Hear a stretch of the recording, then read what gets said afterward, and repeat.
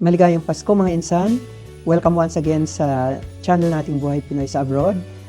Andito tayo sa day 16 ng ating Vlogmas for December 2024. Sa episode natin ngayon, ang focus natin ay mindful eating, savoring the holidays without the guilt. Meron ka bang guilt pagdating sa pagkain na, panahon na naman na mag-overeating, tataba na naman ako, di ba? So, maraming mga ganitong mga kababayan natin. Pero, hindi yan ang focus nitong episode kasi mindful eating ang ano natin. So, paano natin may enjoy yung mga masasarap na pagkain nang walang guilt? So, dito natin yung pag-uusapan sa episode na ito. So, ang main objective nitong episode ay sana matulungan natin ang mga mga kababayan, mga viewers natin na magkaroon ng healthy relationship with food ngayong holiday season. Kasi, guys, tanggapin mo man o hindi, ang Kapaskuhan talaga ay panahon ng maraming parties, di ba? Maraming tira. Kaya ang tendency ng mga tao ay sayang naman ang tira. Uubusin na lang natin. Ano ang mindful eating?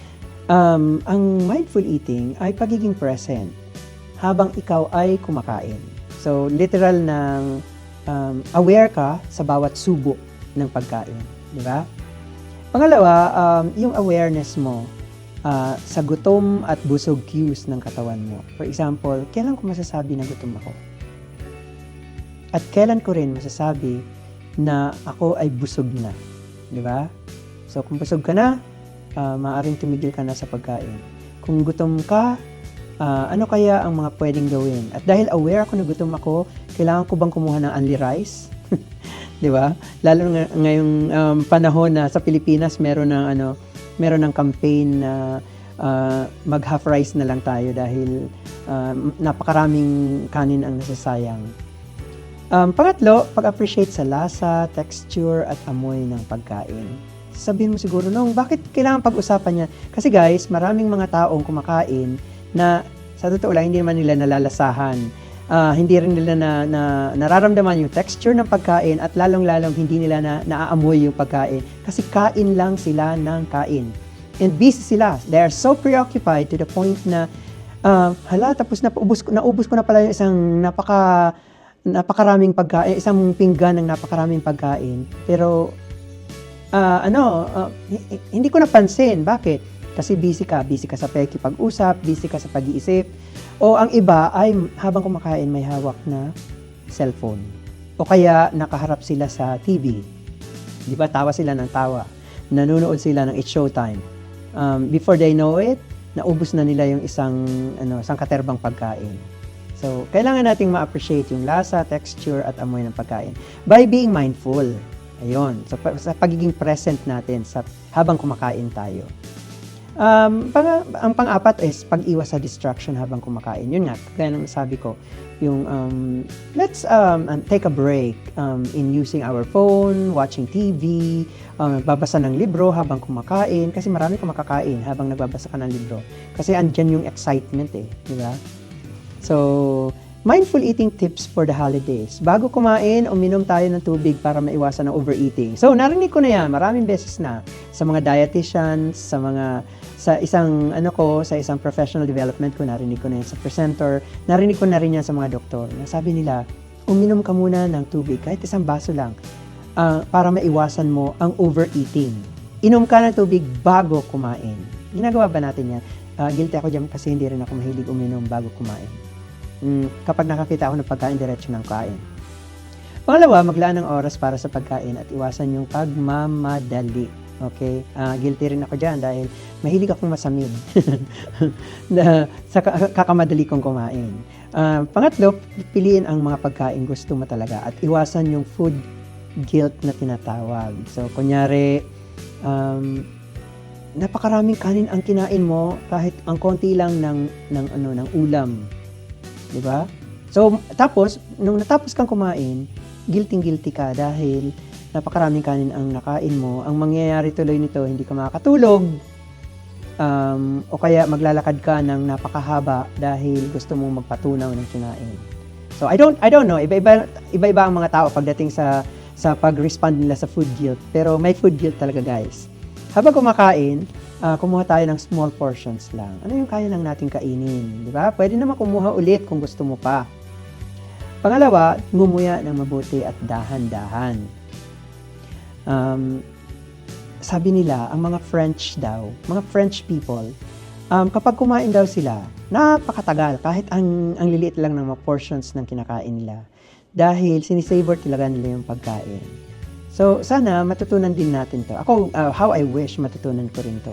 Kasi mukhang ganyan din ang nangyayari. Kung minsan out of excitement, dami mo nang nakain. Dahil hindi dahan-dahan yung pagkain mo at hindi mo na halos nginunguya yung pagkain mo.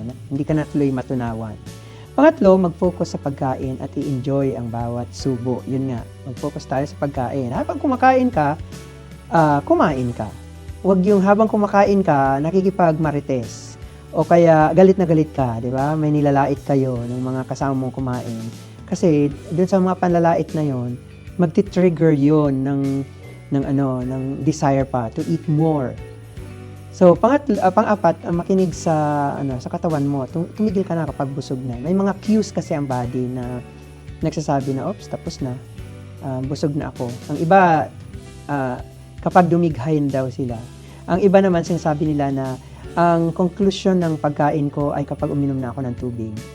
Ang iba naman, kapag meron silang nalasahang hindi maganda. Tapos na yon, tapos na ang kainan. Pagkatapos kumain, magpasalamat sa pagkain at sa mga taong naghanda. Iwasan ang negative self-talk kung sakaling naparami ang kain. Di ba? May mga kilala kong ganyan misis ko, ganyan din. Sabihin niya, ang dami kong nakain. Simula talaga bukas, magda-diet na ako. Di ba? That's negative self-talk. Dahil naparami yung pagkain mo. Pangatlo, maglakad-lakad o gumawa ng light activity para makatulong sa digestion. Para matunawan ka, di ba? Gumawa ng wag yung tipong para kang sawa na pagkatapos mong kumain,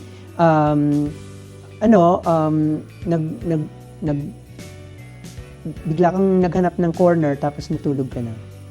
Hindi yun nap. Katamaran yun, di ba? So, hindi yun makakatulong sa digestion. Balance indulgence. Meron din tinatawag na balance indulgence. Hindi naman ibig sabihin na ang mindful eating ay bawal mag-enjoy sa mga pagkain gusto natin. Okay lang namang mag-indulge once in a while. Kahit kaming mga diabetics, guys, gusto rin namin ma-enjoy ang buhay. Kaya kumakain din kami ng mga matatamis once in a while. Pero, do it in moderation, di ba? May balance ika nga. And do it moderately. Pwede ring uminom ng wine, pero once in a while, do it moderately. Casual or social drinking ang tawag doon. Di ba? So, ano yung mga tips para sa balance indulgence? Una, magtakda ng limit sa mga sweets at processed food. Pangalawa, pumili ng masustansyang alternative sa mga unhealthy cravings. Kunyari, mahilig ka sa chichirya. Ano kaya ang mga alternatives nito? O kaya mahilig ka sa carbs. Ang tao daw is naturally addicted to carbs. I don't know kung naniniwala kayo dyan.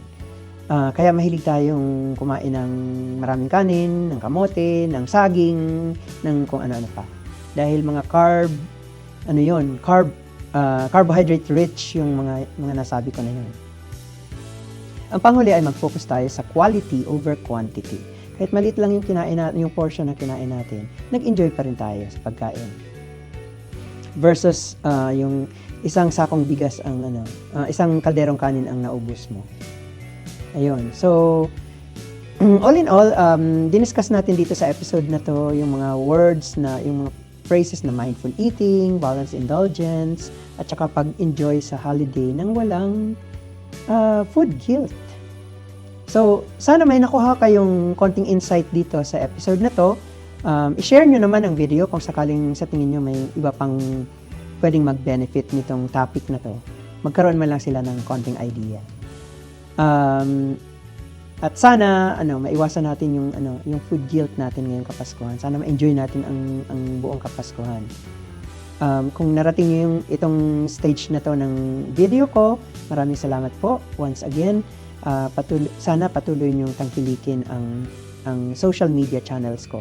Present po tayo sa YouTube, sa TikTok, sa Instagram, at saka may Facebook page tayo na pare-pareho ang pangalan niya, Buhay Pinoy sa Abroad, para mas madaling maalala ng mga kaibigan natin. Once again, maraming salamat.